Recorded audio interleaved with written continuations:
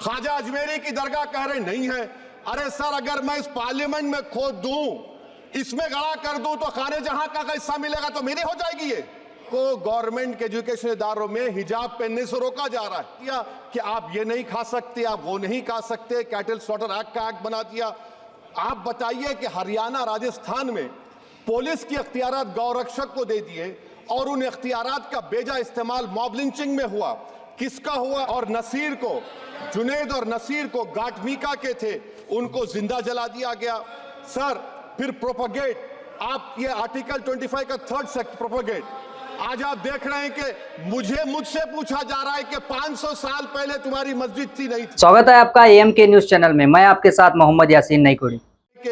उसके बाद जो कॉन्स्टिट्यूएंसीज को बनाया गया, असेंबली और पार्लियामेंट की हदबंदी हुई, वो इस तरीके से उसको तरतीब दी गई कि अक्सरती तबके के लोग जीत जाएं और मुस्लिम अक़लियत के लोग कामयाब होने में बड़ी मुश्किलात पेश आए।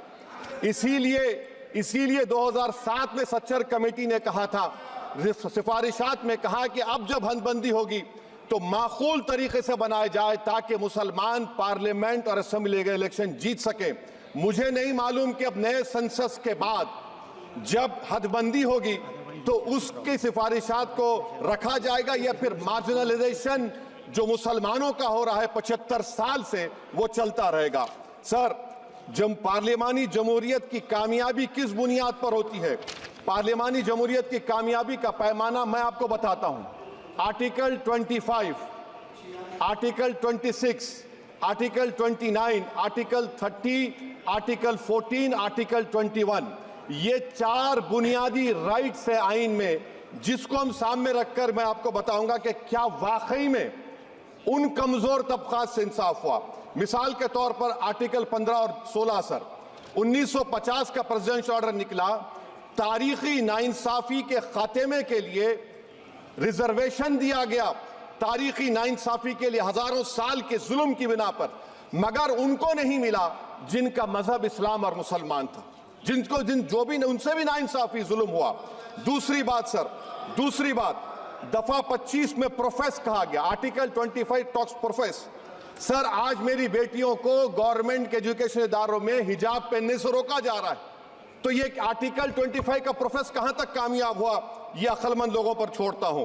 प्रैक्टिस सर, आर्टिकल 25 में अमल करना। कई रियासतों ने ऐसा कानून बना दिया कि आप ये नहीं खा सकते, आप वो नहीं खा सकते। कैटल स्लॉटर एक्ट का एक्ट बना दिया।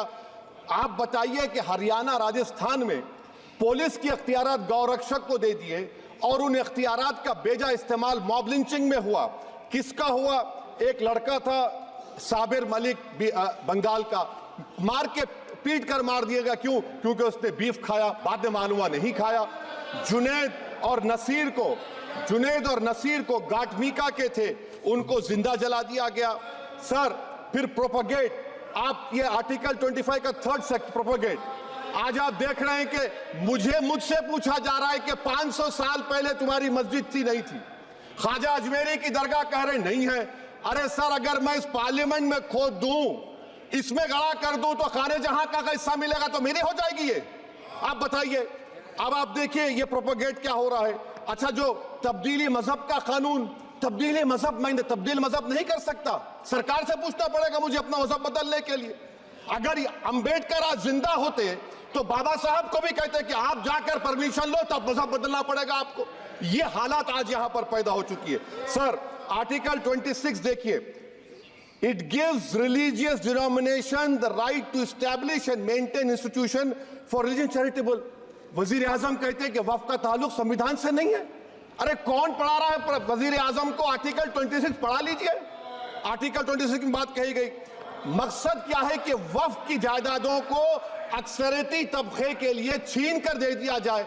आप अपनी ताकत की बुनियाद पर छीनना चाह रहे हैं। सर, दफा 29 पे आ जाइए, आर्टिकल 29, लैंग्वेज का, जबान का तहफ़्फ़ुज़ है। उर्दू को खत्म कर दिया गया, वो उर्दू जिसके हमारे मुजाहिदीन आजादी ने नारा दिया था, इनकलाब जिंदाबाद का, उस जबान को आप खत्म कर रहे हैं। कल्चर, आप कल्चर की बात इनसे पूछ लीजिए, वो बोलेंगे नहीं, हमारा जो कल्चरल नेशनलिज्म है वो कल्चरल नेशनलिज्म नहीं है बीजेपी का, वो कल्चरल नेशनलिज्म आलाजाद का, हिंदुत्व का नेशनलिज्म है, जो भारत के इंडियन नेशनलिज्म से बिल्कुल मुख्तलिफ है। सर, अब आप आ जाइए सर आर्टिकल 30 पे आ जाइए। सर आर्टिकल 30 पे आ जाइए। सर आर्टिकल 30 में माइनॉरिटीज को राइट दिया गया।